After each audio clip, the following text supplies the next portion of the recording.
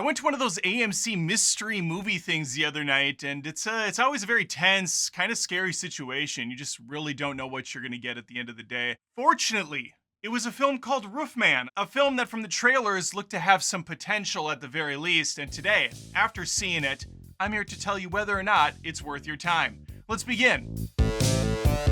Say, before I get out my hammer and nails and join Roofman up on the roof. If you wouldn't mind subbing to the show, Adam Does Movies on YouTube, Spotify, and Apple Podcasts. That way you won't miss a single video by me in the future, and I would appreciate it. All right, let's begin. Roofman is rated R for some salty language and a little bit of adult contact. Sorry, ladies, Magic Mike isn't showing the old magic stick this time around. What our boy Tate is going to provide, though, Tate short for Channing Tatum, is some good-ass acting here. I was very impressed with him here, and his chemistry with Kirsten Dunst is very much on point. Although it's very hard to go wrong with Kirsten Dunst, she's just a national treasure. I'm going to avoid any sort of spoilery content here, just give you the lay of the land, which you can expect. The movie is over 2 hours long, just a tidge over 2 hours.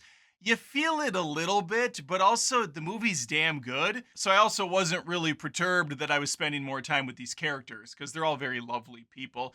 Even our main protagonist, who's kind of an antagonist all the same. Channing Tatum plays Jeffrey Manchester. This is a real person, and this whole movie is based on true events. Now, I always like to put the caveat out there, I don't know the whole history of what's going on in this film, so I can't speak to how legit this is to the real world event that took place with this character, and it's not beneath Hollywood scripts to indulge a little bit on the original story. It's the whole fisherman premise, right? The fish is this big, but when he tells the tale, it's more like this big.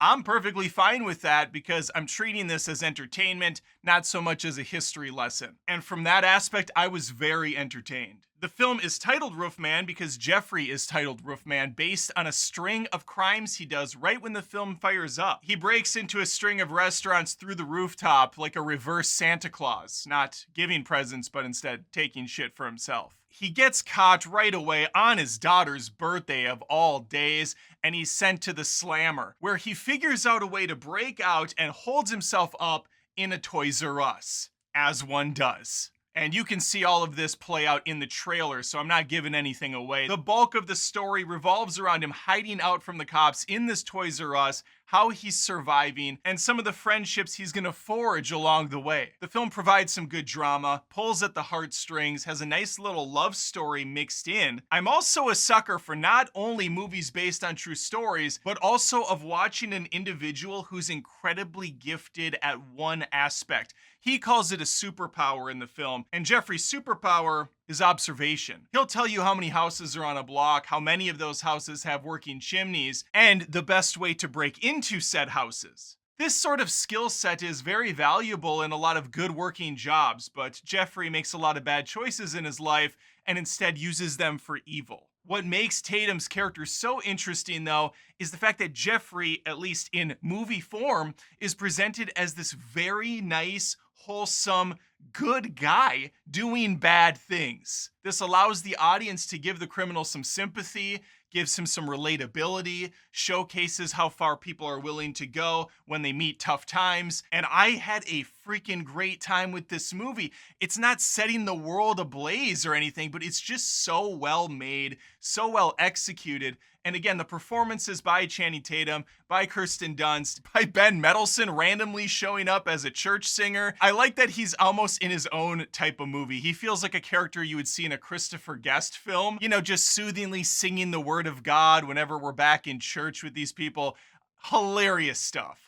We also have Peter Dinklage as the manager of Toys R Us, playing to his strengths. Dinklage is at his best when he's an asshole, he's pompous, doesn't really care about other people's feelings, and that's exactly who this character is. It's perfect. Since Roofman takes place in, I believe, early 2000s, it does have a little bit of a 90s, 2000s aesthetic, a little bit of a vintagey feel with the cinematography, which is funny because I recently watched The Smashing Machine with Dwayne Johnson, And that movie also takes place late 90s, early 2000s, but they filmed that one like it was more in line with the 70s. It was really bizarre, the cinematography on that. This works much better. It makes more sense with the setting. And of course, you're going to get a lot of that early 2000s nostalgia thrown in. I spotted a Blockbuster video in the background at one point. You have Spice Girls posters. There's all sorts of stuff that bring you back. Especially with the Toys R Us being the primary setting, you're going to see all sorts of things that are going to give you flashbacks, possibly PTSD,